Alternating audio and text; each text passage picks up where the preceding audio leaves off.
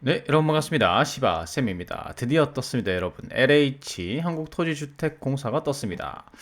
자, 같이 써봐야겠죠. 유튜브에서 요렇게 영상에서 요런 부분 알려드리고요. 그 다음에 늘 하던 대로 고정 댓글 따라가시면은 작성 템플릿하고 예시 있습니다.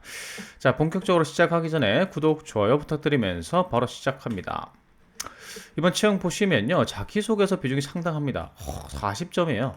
하지만 우리가 예상하듯 어차피 공장식 평가일 겁니다. 이 문항 설계 자체가 NCS 기반으로 굉장히 잘 돼 있죠. 그래서 이 공장식 평가라는 건 어떤 내용이 들어가면은 이제 뭐 가산점을 주고 어떤 내용이 빠지게 되면은 감점을 주는 이런 평가를 의미하는 거죠. 그래서 NCS 기준에 따라서 딱 적는 것, 평가 지표에 따라서 적는 게 중요합니다. 특히나 지금 고졸 같은 경우에는 전국 단위 고졸 글쓰기 대회입니다. 자기소개서 배점이 무려 100점이에요. 저는 이런 거 별로 안 좋아합니다. 왜냐하면 이게 채용 평가 지표는 지난 채용하고 거의 비슷해요. 지금 자기소개서 항목 자체가 거의 워딩만 바꾼 수준입니다. 말만 바꾼 거죠. 그래서 이게 자기소개서가 100점이 되게 되면은 아무래도 컨설팅을 받은 사람과 안 받은 사람, 그러니까 평가 지표를 알고 컨설팅하는 사람에게 컨설팅을 받게 되면은 이게 높은 점수를 받을 수밖에 없습니다. 그런데 만약에 마지막 날에 이제 그냥 그 시간이 촉박하게 이제 쓴 사람들 같은 경우에는 낮은 평가를 받을 수밖에 없는 이런 이제 구조죠. 그래서 이게 사교육을 받으라는 건지 자기소개서를 돈 내고 컨설팅을 받으라는 건지 이 자기소개서 배점이 이런 경우는 좀 없어졌으면 합니다. 여러분들도 부담이 크죠? 어쨌든 뭐 적어야 되겠죠? 항목 1번부터 한번 살펴보겠습니다. 지금 보시면은 이제 어떤 사업에 관심이 있느냐, 그리고 어떤 부분에 기여하고 싶느냐, 그리고 본인의 직무, 역량 및 강점을 기술해 달라. 자, 요건 조직 적합도를 평가하는 항목입니다. 그러니까 우리 회사의 경영 목표 같은 거, 비전이나 사업 내용들을 알고 있는가? 그리고 그 속에서의 당신의 역할, 지원 직무의 역할을 알고 있는가? 그리고 그것을 잘 수행할 수 있는, 역할 잘 수행할 수 있는 핵심 역량을 가지고 있는가? 요걸 이제 물어보는 건데, 다들 이제 그 지원 동기가 보통 항목 1번이잖아요. 지원 동기 업그레이드 버전이라고 봐도 무방합니다. 그러니까 우리 회사에 정말 관심을 가지고 준비 잘 해서 지원했는가? 요걸 물어보는 거죠. 작성 전략은 여러분들이 이 항목 쓰시기 전에 조금 하실 일들이 있습니다. 첫 번째, 여러분들이 지원하시는 직무에 직무 기술서가 있죠. 여기에서 기술하고 지식란이 있을 겁니다. 그것을 갖다가 한번 펼쳐놓고 여러분들이 보유하고 있는 역량 키워드들을 한번 체크해 보십시오. 그래서 뭐 경영평가 수학 분석 할 줄 안다. 그 다음에 프레젠테이션 뭐 자격증 같은 게 있으니까 뭐 해봤다. 뭐 이런 식으로 나는 이제 이 부동산과 관련해서 법령이나 이런 것들을 갖다가 좀 알고 있다. 뭐 이런 거. 이제 이렇게 여러분들이 가지고 있는 지식이나 기술들을 먼저 체크를 하시고요.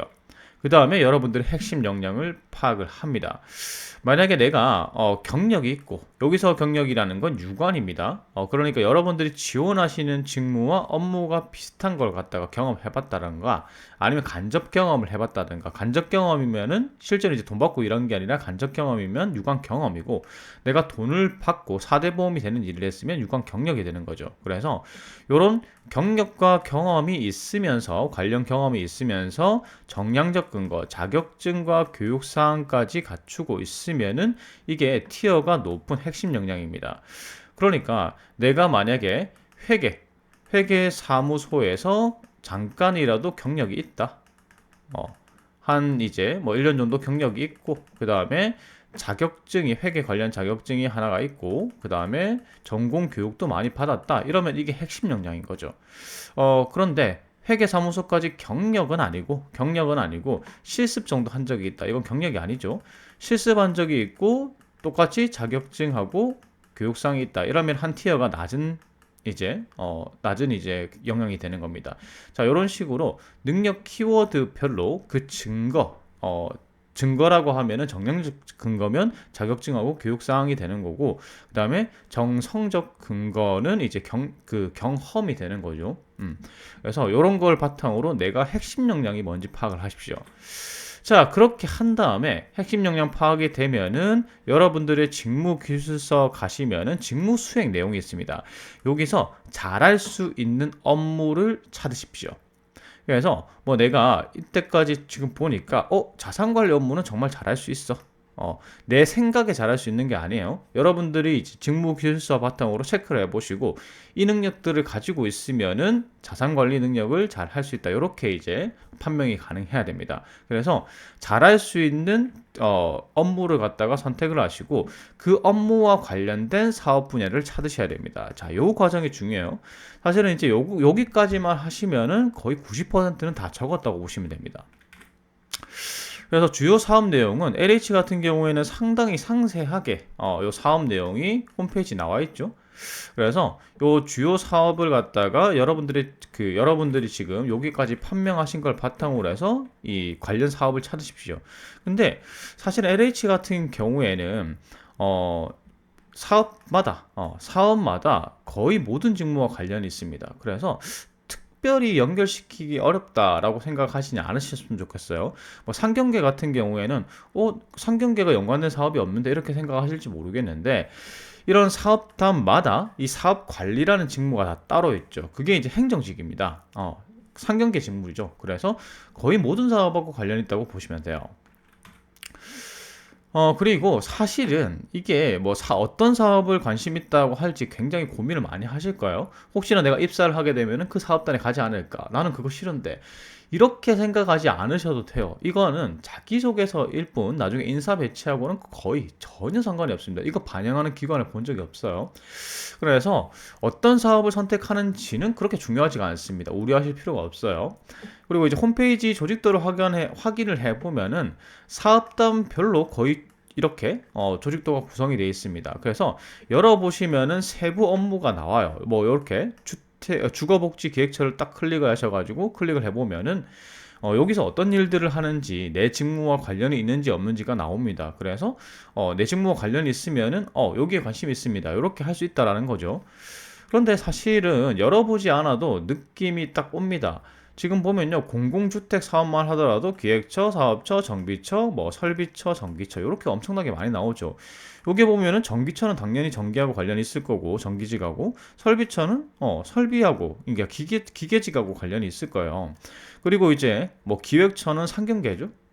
그리고 사업처는 당연히 이제 토목하고 그 다음에 건설, 건축일 겁니다. 그러니까 어떤 사업을 선택하실지는 그렇게 상관이 없어요. 상관이 없습니다. 거의 모든 직무하고 각 사업단이 다 관련이 있습니다. 그래서 관심 사업을 선택하신 후에 내 직무의 업무를 하는 사람이 어떤 일을 하는지 확인차 한번 열어보시는 것도 괜찮은 전략인데, 어떤 사업을 선택하실지는 크게 상관이 없다. 이렇게 말씀을 드릴 수 있습니다. 그래서 작성 전략은 딱 두 가지예요. 내가 가진 핵심 역량이 있는데 이 핵심 역량으로 잘할 수 있는 사업 분야이기 때문에, 기여할 수 있는 사업 분야이기 때문에 관심이 있습니다. 이렇게 가셔도 되고요. 아니면은 이제 이 LH와 관련한 이 토지주택, 뭐 공공임대주택, 아니면 이제 건설, 토목 이런 쪽과 관련해서 이제 그 대외 활동 같은 게 있으신 분들이 있을 거예요. 그러면은 예전부터 관심을 가져온 사업 분야다. 그래서 내가 이런 대외 활동을 했습니다. 그리고 관련해서 일을 하기 위해서 계속 역량을 향상시켜 왔습니다. 이렇게 이제 가실 수도 있는 거죠. 그래서 내가 사실 LH 관련 대외 활동이 거의 없죠. 이 LH 관련해서 토지주택과 관련해서 이 대외 활동들이 있으시면은 혹시나 뭐 경력도 될 수 있고요. 있으시면은 2번으로 가시면 되고, 만약에 그게 없다라고 하시면은 직무 역량만 가지고 있다라고 하시면 1번으로 가시면 되겠죠. 그래서 요 둘 중에 하나를 선택해서 마지막 전략 과제까지 연결을 시키시면 됩니다. 전략 과제는 이제 이렇게 홈페이지에 나와 있죠.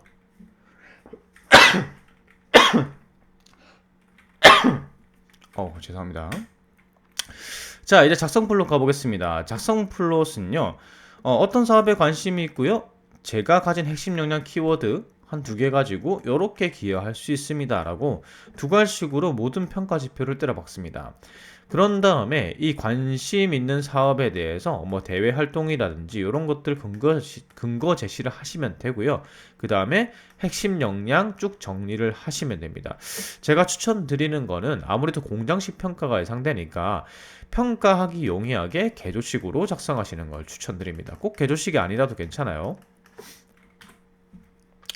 자, 그래서 예시를 보여드리면 이렇게 될 수 있겠죠. 제가 관심 있는 사업은 요 공공주택 사업이다. 그러니까 어떤 사업이다. 상관없다고 했습니다. 어떤 사업이든.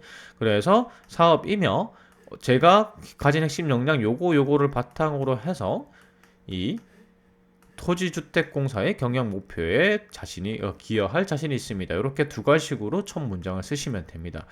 길다고 생각하실지 모르겠는데 길긴 길어요. 원래 두 갈식 문장의 길이 이제 보통 일상적인 두 갈식 문장보다는 긴 편인데 이렇게 적는 이유는 한 방에 평가 지표에 들어갈 평가될 내용들을 갖다가 다 집어넣기 위해서입니다. 자, 그 다음에 요건 생략 가능해요. 요런 대외 활동이 없을 수도 있잖아요.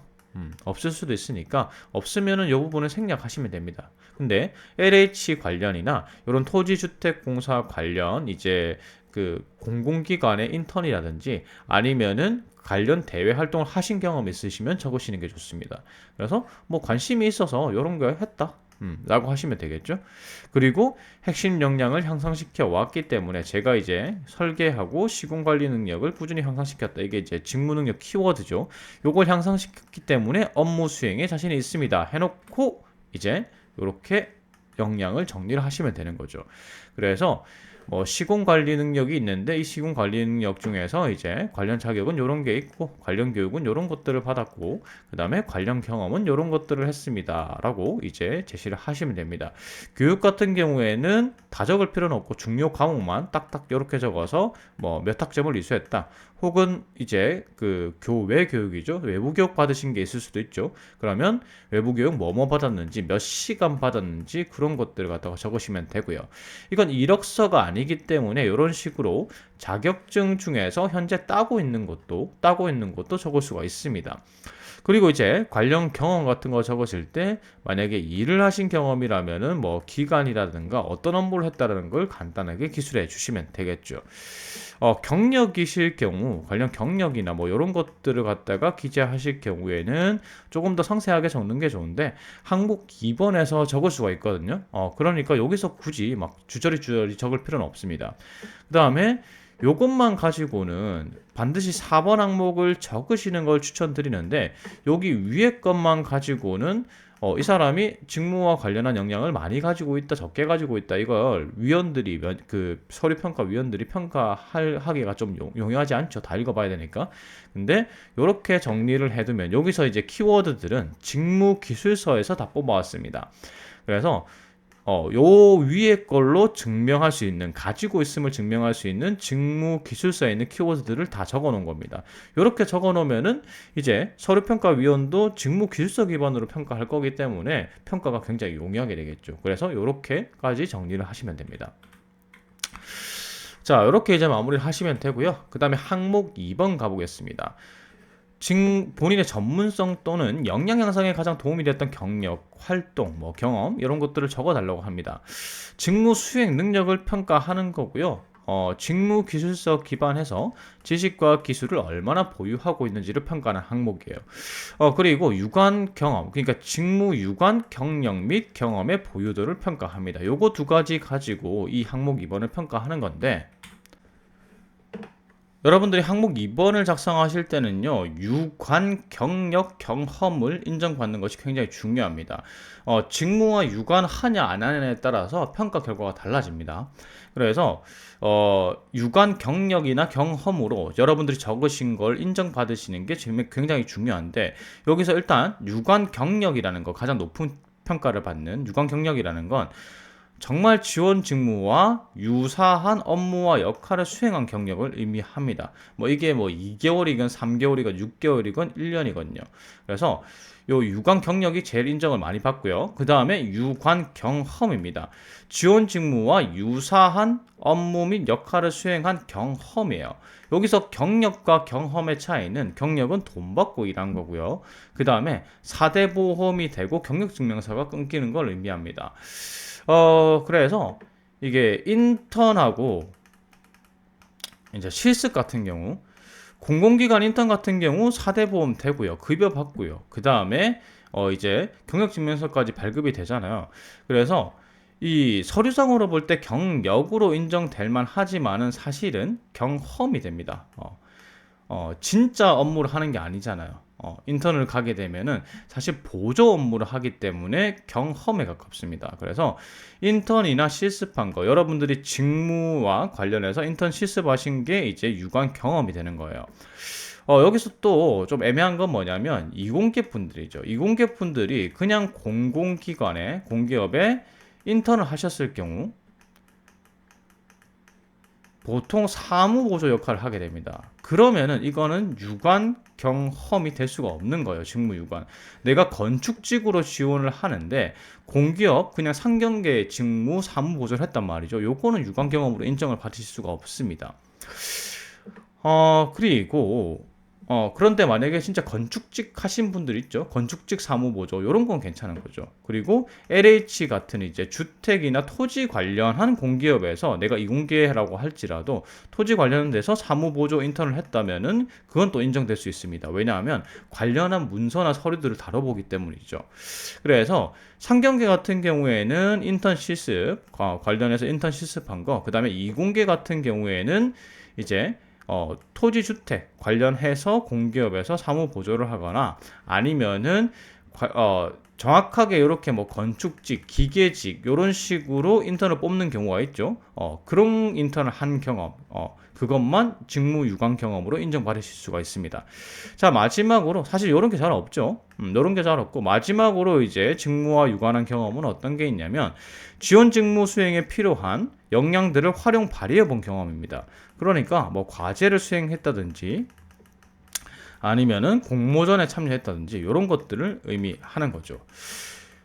그래서 이런 것들을 기입해야지 여러분들이 평가를 제대로 받을 수가 있는 건데 만약에 이런 것들이 없다라고 하면 어쩔 수 없이 뭐 교육을 받았다거나 아니면은 이제 뭐 파트타임 아르바이트 같은 걸 했다거나 최대한 비슷한 걸로 여러분들 지원한 직무와 그런 것들을 적을 수밖에 없는 거죠. 어쨌든 제가 지금 제시드리는 요 세 가지 범위 안에서의 경력, 경험을 기술하시는 게 평가에 유리합니다.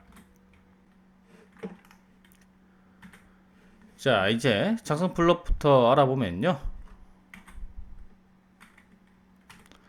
자, 작성 블록 보겠습니다. 먼저 직무 핵심 역량. 나는 어떤 역량을 가지고 있고 어떤 업무를 잘할 수 있습니다. 그리고 그 역량을 향상시킨 경험과 경력을 정리를 하시면 됩니다. 자, 뭐 요거는 평가가 좀 용이하게 개조식 보고서 형태로 적으시는 걸 추천드리고요. 꼭 그렇게 적을 필요는 없어요. 그리고 요 역량을 바탕으로 해서 기관의 기여에 자신 있습니다. 이런 식으로 마무리하시면 돼요. 자, 처음부터 볼게요. 이런 식으로 저는 회계직 업무 지원자라면 회계직 업무에서 가장 자신 있는 업무는 이 업무입니다. 이 업무인데 왜냐하면 이런 그 활동들을 아래에 정리해드리는 활동들을 통해서 요걸 향상시켰기 때문입니다. 뭐 이런 식으로 이제 먼저 두 가지식으로 적고요. 내 핵심 역량이 뭔지 제시를 하는 거죠. 그 다음에 자 이런 식으로 정리할 수 있습니다. 만약에 경력 같은 경우 경력이나 아니면 실제 일경험 같은 경우에는 직위나 활동 기간을 이렇게 적을 수가 있겠죠. 그리고 주요 업무, 어떤 업무를 주로 하셨는지를 쭉 적으시면 되고요. 그 다음에 관련 자격증도 이런 게 적혀 있으면은 이 사람이 이런 역량을 가지고 이런 일을 했겠구나라고 이제 제시가 되는 거니까 이력서에 적혀 있더라도 관련 자격을 이렇게 적으시는 게 좋습니다. 그리고 이게 역량 중심으로 평가가 되는 거기 때문에 습득 역량, 요 경험을 통해서 경력을 통해서 어떤 역량을 습득했다라는 걸 키워드를 반드시 적어 주십시오. 요게 제일 중요해요. 직무 기술서 가지고 평가를 하기 때문에 요게 직무 기술서에 나와 있는 키워드들입니다. 요걸 딱 보면은 요런 능력을 이 사람이 가지고 있겠구나, 이 경험을 통해서 얻었겠구나 라고 판명이 가능한 거죠. 그리고 뭐 이런 거, 경진대회 참여한 거, 대회 내용은 뭐였고, 역할은 뭐였고, 성과는 뭐였고, 사실 제일 중요한 건 요거죠. 요 대회에 참여함으로 인해서 수상을 안 해도 돼요. 성과가 없어도 됩니다. 성과 없이 그냥 습득 역량, 이 대회에 참여했다, 그래서 이 대회를 준비함으로 인해서 이런 역량을 향상시켰다, 이렇게 제시하셔도 된다라는 거죠. 중요한 건 요 4번입니다. 그 다음에 뭐 외부 교육 받은 걸 갖다가 상세하게 적으셔도 됩니다. 그래서 주관은 어디에서 했고, 교육 내용은 이런 것들을 들었고, 이수 시간은 이렇게 시간을 들었다, 그래서 이런 역량들을 습득할 수가 있었다, 이런 식으로 작성하시면 되겠죠. 그래서 경험별로 사실 이 구조는 여러분들이 적기 나름인데, 제일 중요한 건 이 경험을 통해서 어떤 역량을 습득했다라는 걸 반드시 적으시기 바랍니다. 그리고 키워드 적으실 때 직무 기술서에 있는 키워드들을 웬만하면 다 가지고 와서 적으시는 걸 추천드립니다. 자, 그래서 위 활동들로 향상된 직무 역량으로 이런 업무를 갖다가 성공적으로 수행해서 기관 목표 달성에 기여할 자신이 있습니다. 이런 식으로 이제 마무리 하시면 되겠죠. 중요한 건 이 부분이에요. 중요한 건 이 습득 역량, 어떤 경험을 기재하시든지 간에 평가가 용이하도록 이 습득 역량을 좀 기술해 주시는 거, 이게 중요합니다. 그리고 개조식으로 작성하시는 게 좀 유리한 건 뭐냐면, 여러 개를 적을 수 있습니다. 서술형으로 만약에 여러분들이 적으실 경우 주저리 적으시면 글자 수에서 좀 압박을 받을 거예요. 항목 2번이 글자 수가 많은 편이 아니거든요. 그래서 이런 식으로 좀 정리하시는 걸 추천드립니다. 자, 그 다음 항목 3번입니다. 누가 봐도 이건 직업윤리 평가하는 항목이죠. 자, LH가 사고 친 게 많죠. 뉴스도 여러 번 나왔었고, 그래서 보통 직업윤리 항목이 5번인데 3번까지 땡겨놨습니다. 그만큼 LH가 이걸 중요시 한다는 거죠. 뭐 보여주기식인지 아닌지 모르겠지만, 그래서 요거는 이제 준법성을 평가하는 항목입니다. 자, 여기 준법성이라는 건 직장에서 정해진 규칙이나 규범을 지키고 따르는가, 요 능력을 의미를 하는데, 작성 전략은 간단해요. 다들 규칙을 지키기 엄청 어려웠습니다. 그런데 그 어려움에도 불구하고 나는 규정을 지키려고 엄청나게 노력했어요. 요렇게 다 적으십니다. 이렇게 안 적는 사람 있을까요? 다 그렇게 적어요. 그래서 이 항목은 변별력이 없습니다. 근데 요 중에서 변별력을 만들려면 요런 사례가 좋아요. 단순히 규정을 준수한 사례보다 다른 동료들도 지키게 만든 선한 영향력을 발휘한 사례가 좋습니다. 그러니까 이런 거죠. 규칙을 나는 엄청 지키기 위해서 노력을 했고, 그와 더불어서 다른 동료들도 지키게 만들었다, 나는 그런 사람이다, 이렇게 라벨링을 하는 거죠. 그러면 이거는 면접 때도 이제 좋고요. 그 다음에 이 항목에서 항목 3번이 정말 변별력을 가지기 힘든 항목인데 변별력을 가질 수가 있는 항목입니다. 자, 그리고 여러분들이 조직 생활에서 나는 왜 규정을 지켰는지 이유를 적으실 때, 저는 양심상 찔려서요. 그렇게 하면 안 된다고 생각해서 이렇게 이제 적으시는 경우가 많은데, 조직의 이익을 지키기 위해서, 그러니까 이게 조직 차원의 입장에서 이 규정을 어기면 큰일 날 것 같은데 그래서 지켰습니다, 요런 이제 서술을 하시는 게 훨씬 좋습니다. 양심상의 문제가 아니라. 그 다음에 규정을 지키기 위해서 주변 동료들을 설득해서 그 동료들도 지키게 만들었다, 요런 사례가 들어가면 좋습니다. 뭐 종합하면은 어려움에도 불구하고 규정을 지키기 위해서 노력한 사례만 적으시면 그건 변별력이 없다. 그래서 다른 동료들도 지키게 만들었고, 그렇게 행동한 이유는 조직의 이익을 위해서였다, 이런 맥락으로 작성하시는 게 높은 평가를 받으실 수 있는 방법입니다. 작성 플롯은 두 가지식으로 먼저 때려봤겠죠. 규정을 지켰고 동료들도 지키게 만들었다가 먼저 들어가고요. 그 다음에 규정을 왜 지키기 어려웠는지 사례 설명하고, 그 다음에 조직 차원에서 규정, 조직 입장에서 보니까 그 규정을 지키는 게 정말 중요했다, 그래서 규정을 지키기 위해서 노력했고 지키게 하기 위해서 노력했다, 그래서 이 행동의 결과로 어떤 점을 느꼈고 입사 후에도 이러한 태도, 규정 준수의 태도를 유지하겠습니다, 이런 식으로 마무리 하시는 겁니다. 자, 예시 볼게요. 요렇게 어떤 경험에서 규정을 지키기 힘든 상황에서 나는 규정을 지켰고요. 그 다음에 동료들도 지키게 만든 경험이 있습니다. 이런 식으로 평가에 유리할 만한 부분, 평가될 만한 부분을 다 때려 넣습니다. 그 다음에 이제 사례 설명을 하면 되겠죠. 그래서 왜 규정을 지키기 힘들었는지를 갖다가 얘기를 하는 겁니다. 쭉 그냥 적으면 돼요. 그 다음에 이제 왜 그 규정을 지켜야 되겠다라고 결심을 하는 상황이 있어야 되겠죠. 이유가. 그래서 그 이유가 그냥 제가 양심상에 그랬습니다가 아니라 조직을 위해서 그러한 판단이 맞았습니다. 그 팀에서는 규정을 지키는 게 이러한 이유에서 중요했습니다. 라고 작성을 하시는 겁니다. 그래서 이제 규정을 지키기 위해서 뭐 주변을 설득하기도 하고 그 다음에 그 규정 안에서 지켜서 내 역할을 수행할 수 있는 방법을 계속해서 연구했습니다. 뭐 이런 게 들어가야 되겠죠. 노력했다. 그래서 결과적으로 그 규정을 지킬 수 있었고 팀에도 긍정적인 결과, 꼭 뭐 좋은 결과가 아니더라도 긍정적인 영향을 주었다. 이 정도 내용이면 충분합니다.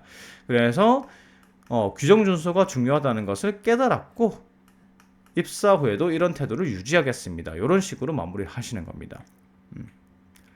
변별력을 가질 수 있는 부분만 조금 이제 기술을 잘 하시면 될 것 같아요. 자, 그다음 항목 4번 가보겠습니다. 의견 차이가 발생했던 경험을 아래 순서에 따라서 기술해 주십시오. 갈등 관리 아니면 협상 능력, 그러니까 대인관계 능력 평가죠.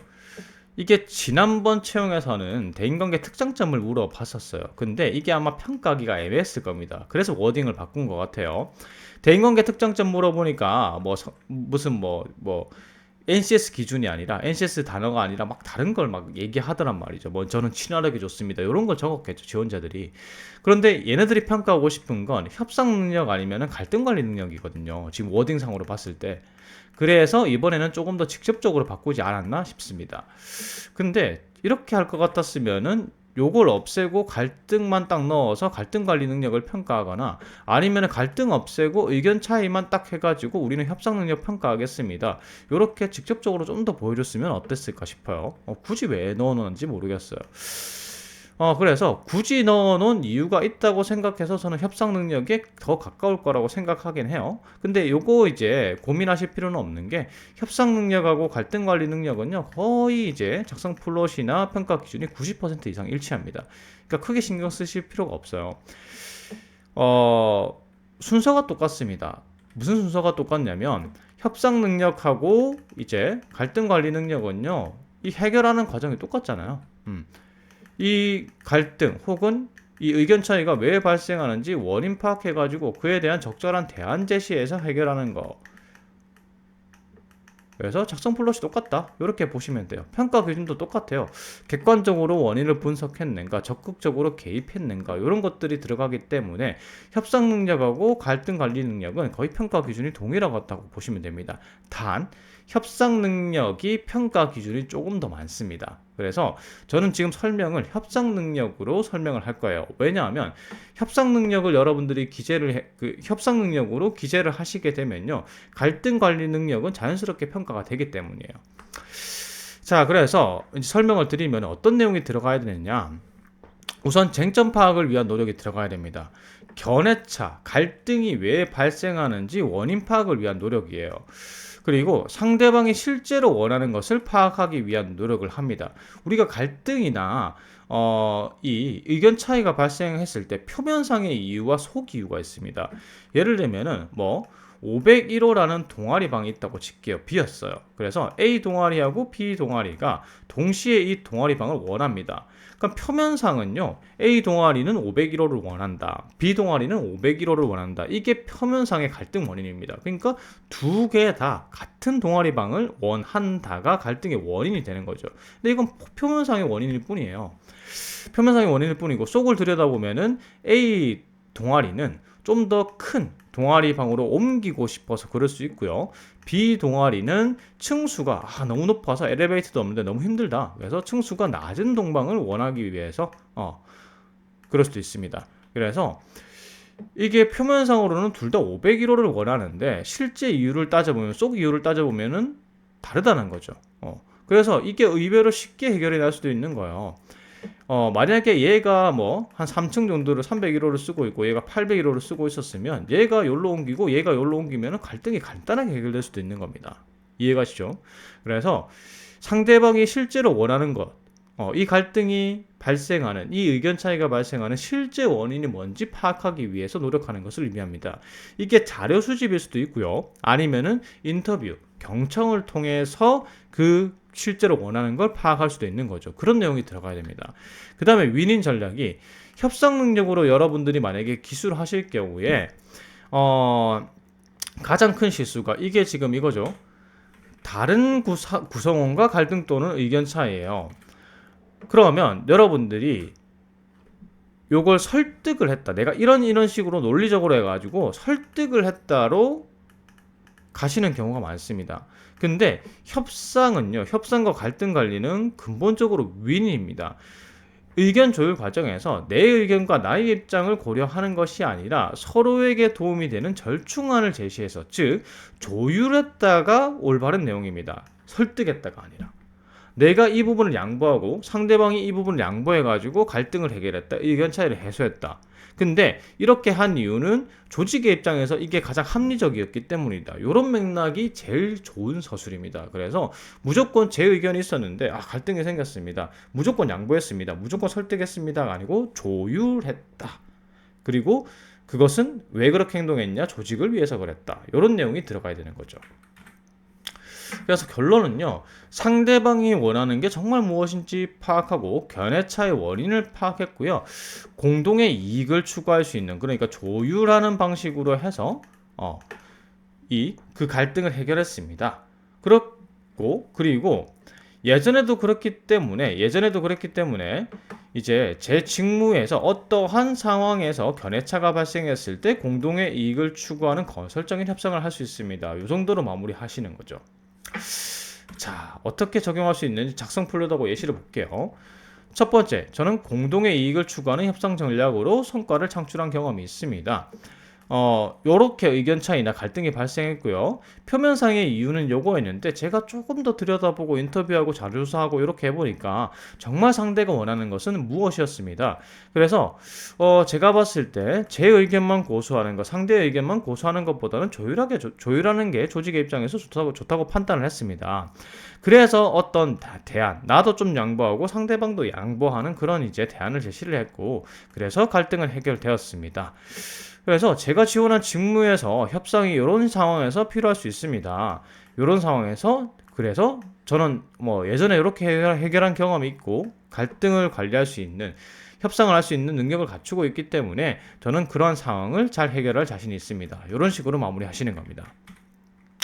자, 예시 볼게요. 학창 시절 어떠한 상황에서 의견 차이가 났을 때 공동의 이익을 추구하는 협상 전략으로 해결했습니다. 이런 식으로 간단히 제시하시면 돼요. 그래서 의견 차이가 발생한 거에 대해서 얘기를 하시면 되겠죠. 제가 드리는 예시는 이런 거예요. 동아리에서 예산이 배정이 되어 있는데 이 예산 사용처를 두고 의견 차이가 발생을 한 겁니다. 그래서 나는 이제 냉난방기, 더워 죽겠다, 추워 죽겠다, 냉난방기 사자 이렇게 한 거고, 상대방은 이제 좀 예산 남기자, 체육대회 준비해야 되잖아, 가을에 축제도 준비해야 되고, 그러니까 2학기 때 돈 쓸 때 많은데 이 남겨두자, 요렇게 이제 의견 충돌이 발생을 한 거죠. 갈등이 발생을 한 겁니다. 근데 이거는 이제 표면상의 이유죠. 표면상의 이유는 가을에 쓰자, 그 다음에 냉난방기 사자. 그래서 좀 인터뷰를 해보니까 둘 다 개인의 욕심에 의한 건 아니었고, 너무 더워서 동아리방 안 오더라. 그리고 이제 총무가 그렇게 주장한 이유는 작년에 예산 보니까 가을에 예산 제일 많이 썼더라. 그래서 나름의 주장하는 이유가 있고, 더 자세히 쳐다보니까 이 총무가 작년에 대화를 해보니까 작년에 축제 때 상반기에 예산을 너무 많이 써가지고 축제를 하반기 때 제대로 못했다. 그 트라우마가 있더라. 이런 이제 얘기를 했던 거죠. 그래서 그냥 의견이 다르다. 요거 표면상은 의견이 다르다 했는데 실제 이유를 살펴보니까 그렇게 그 상대방이 그렇게 주장하는 이유가 있다라는 거죠. 요런 게 이제 상대가 원하는 걸 파악하기 위한 노력입니다. 그래서 이제 대안을 제시한 겁니다. 상황을 종합해 보니까 동아리 원들은 난방기보다는 냉방기를 원했다. 여름에 좀 너무 덥더라. 그리고 총무는 축제 때 쓸 예산을 확보하길 원했다. 그렇기 때문에 요걸 절충을 한 거죠. 그래서 1년 예산을 쭉 세워가지고 축제비와 조금 이제 혹시나 돈이 더 들 수도 있으니까 예비비를 빼가지고 그 총무의 이제 우려스러움을 해결해 주고요. 그리고 남은 예산이 넉넉하진 않았겠죠. 그래서 일부만 사용해가지고 선풍기만 샀다. 이게 서로 양보를 한 거죠, 맞죠? 그래서 양보를 해서 이렇게 대안을 제시했고 그 결과 조직에 조금 좋은 영향을 가져왔다. 이런 식으로 마무리하시면 됩니다. 그래서 이제 직무와 연결시키고 이 부분은 만약에 글자 수가 조금 이제 모자라신다면 이 부분 빠지셔도 돼요. 그래서 글자 수가 좀 나오면은 이런 식으로 할 수 있어요. 제가 지원한 직무에서 이러한 상황에서 협상 능력이 의견 충돌이 발생할 수 있고요. 그래서 그때 저는 협상 능력을 발휘해서 조직에 도움이 되는 공동이익에 추구하는 자세로 해결할 자신이 있습니다. 뭐 이런 식으로 제시를 하시면 되는 거죠. 자, 목이 가고 있어요. 요즘 제가 강의가 많아가지고 오늘 또 촬영 긴데 목이 가고 있네요. 자, 중간중간에 제가 헛기침을 하더라도 좀 이해를 해주세요. 자, 항목 5번입니다. 프로젝트 관련해서 직무 관련 프로젝트 수행을 한 적이 있는가, 문제 해결을 한 적이 있는가. 자, 이건 누가 봐도 문제 해결 능력을 평가하는 겁니다. 자, 근데 사실 문제 해결 능력은요, 평가하는 포인트가 조금씩 달라요. 질문에 따라서. 뭐 창의적 사고를 평가하는 항목, 논리적 사고를 평가하는 항목, 그 다음에 비판적 사고를 평가하는 항목, 이렇게 나눠지게 되는데, 지금 지난해 질문, 요것만 봐가지고는 어떤 그 평가 지표를 중심으로 평가하는지가 알 수가 없죠. 근데 예측을 할 수 있는 게 작년 질문을 보면 알 수 있습니다. 작년에 이렇게 나왔어요. 본인 또는 속해 있는 단체가 당면했던 문제를 창의적 방법으로 해결한 경험을 서술해 주십시오. 이게 작년이었어요. 그럼 뭐 평가하는 거죠? 창의적 사고를 중심으로 문제 해결 능력을 평가하는 겁니다. 평가 기준 자체가 바뀌진 않았을 겁니다. 워딩만 바뀐 거죠. 그럼 우리는 생각할 수 있죠. 왜 이렇게 바꿨을까? 너무 속보이니까. 작년 워딩 자체가 너무 속보였던 거예요. 대놓고 우리는 창의적 사고를 평가합니다 라고 속을 보여버렸기 때문에 이번에는 조금 숨기자, 이렇게 해서 아마 항목을 바꿨을 겁니다. 그러니까 문제 해결 과정에서 창의적 사고를 발휘한 경험을 갖다가 여러분들이 쓰시면은 5번은 높은 평가를 받으실 수가 있을 겁니다. 이렇게 예측해 볼 수 있어요. 그래서 뭐 작성 전략은 간단하죠. 문제 해결 프로세스대로 기술하시면 됩니다. 문제 인식했고요, 원인 분석했고, 대안 제시했고, 그 다음에 결과 및 피드백을 이랬습니다. 이렇게 이제 제시를 하시면 되고, 각 단계별로 중요 포인트가 다릅니다. 문제 인식에서는 아무도 문제라고 인식하지 않았지만은 내가 문제로 인식했다. 문제가 그냥 발생했습니다 보다는 생각해보니까 저게 문제였어요. 아무도 문제라고 생각하지 않았는데 저는 문제라고 생각했어요. 이런 게 필요하다는 거죠. 그 다음에 원인 분석은 그래서 생각해보니까 제 생각에는 이게 원인이었습니다가 아니라 객관적 근거를 바탕으로 해서 봤을 때 주변 이야기를 수집해서 종합을 해보니까 꼭 자료 수집이 아니라 뭐 주변 얘기를 들어서 보니까 이게 원인이더라. 그러니까 내 생각이 아니라 객관적 분석에 따라서 보니까 그게 원인이더라. 요게 들어가야 되고, 제일 중요한 건 요거죠. 그래서 기존에는 그런 문제들을 갖다가 요렇게 해결해 왔었는데 저는 이 방식을 제안했습니다. 새로운 방식을 제안했습니다. 그래서 문제가 잘 해결됐지요. 요게 가장 중요합니다. 그래서 평가 지표가 창의적 사고를 평가할 가능성이 거의 뭐 99.9%죠. 그렇기 때문에 반드시 기존의 해결안이 아닌 새로운 대안으로 해결한 사례를 갖다가 제시를 하십시오. 여기서 직무 관련 프로젝트라는 건 아까도 제가 설명드렸지만 다른 항목 작성할 때 지원 직무의 수행 내용과 동일하거나 유사한 역할을 수행한 경험을 얘기를 하거나 아니면은 지원 직무에 필요한 지식, 기술을 활용한 경험입니다. 이런 경험 과정에서 문제 해결을 한 경험을 의미를 하는 거죠. 근데 사실은 이거는 이제 지원 직무와 유사하면 좋지만요. 유사한 경험, 유관한 경험이면 좋지만 그 상황에서 문제 해결을 해본 케이스가 거의 없을 거기 때문에 없으면은 직무와 굳이 유관하지 않아도 크게 문제는 없습니다. 여기서 중요한 건 문제 해결 능력이기 때문이죠. 그래서 플롯을 따지면 이렇게 됩니다. 저는 창의적인 대안으로 프로젝트를 성공시킨 경험이 있습니다. 너희들의 의도를 알고 있어. 그래서 나는 창의적 대안을 활용해서 문제 해결한 경험을 제시합니다. 높은 점수를 주십시오. 이렇게 제시를 하는 거죠. 그래서 그 다음은 그냥 문제 해결 프로세스대로 그대로 제시를 하시면 됩니다. 대신에 중요한 게 이 4번이죠. 대안 제시 부분이 중요합니다. 기존의 해결 방식과 다른 해결 방식을 제시해서 문제를 해결했다. 이게 들어가야 되는 거죠. 그래서 입사 후에도 문제 해결 능력을 발휘하겠습니다. 이런 식으로 마무리하시면 되는 거예요. 자, 그래서 첫 번째 두 가지식으로 때려봤겠죠. 어떠한 경험에서 어떤 방식, 새로운 방식을 제안해서 어떤 결과물을 냈습니다. 이런 식으로 처음에 제시를 하시고요. 그 다음에 적극적 문제인식은 뭐냐면 이런 거죠. 다 포기했다. 아니면 다 그게 문제가 아니라고 생각했다. 그런데 나는 문제라고 생각을 했습니다. 라는 게 적극적 문제인식이에요. 이런 거죠. 그대로 만점 받기 힘들다고 생각해서 미완성이라고 생각했다. 그래서 그것을 위해 노력했다. 이러면 적극적 문제인식이 되는 겁니다. 다들 가만히 있는데. 그 다음에 논리적 원인 분석은 객관적인 데이터, 객관적인 생각으로 객관적인 근거를 바탕으로 원인을 분석하는 거죠. 그래서 다른 이제 이런 자료들도 참고하고 더 효율적인 방법이 없는지 알아봤다. 그래서 객관적인 자료 수집을 해서 원인 파악을 위해서 노력했다. 이렇게 이제 제시를 하는 거죠. 이런 것도 괜찮아요. 꼭 이런 자료 직접적인 이제 물리적인 자료 수집이 아니라 그냥 이 사람한테도 물어보고 저 사람한테도 물어보고 저 사람한테도 물어봐서 종합해 보니까 원인이 요거였다. 이런 것도 괜찮습니다. 그래서 대안 제시를 하는 거죠. 중요한 건 기존의 해결 방식과 다른 방식의 해결 방식입니다. 그래서 기존에는 지금 보시면은 이게 건축 이제 과제인데 26평의 클라이언트의 요구대로 공간을 7개를 분리하는 겁니다. 미친 거죠. 그런데 이게 실제로 완공되면은 사람 생활하기 불편하다는 것을 깨달았다. 그래서 저희는 이 26평을 계속 이제 어떻게 이제 쪼개면 좋을까를 갖다가 7개로 쪼개면 좋을까를 갖다가 계속 연구를 했는데 이 방법으로는 안 되겠더라. 그래서 제가 제시한 게 새로운 해결 방식.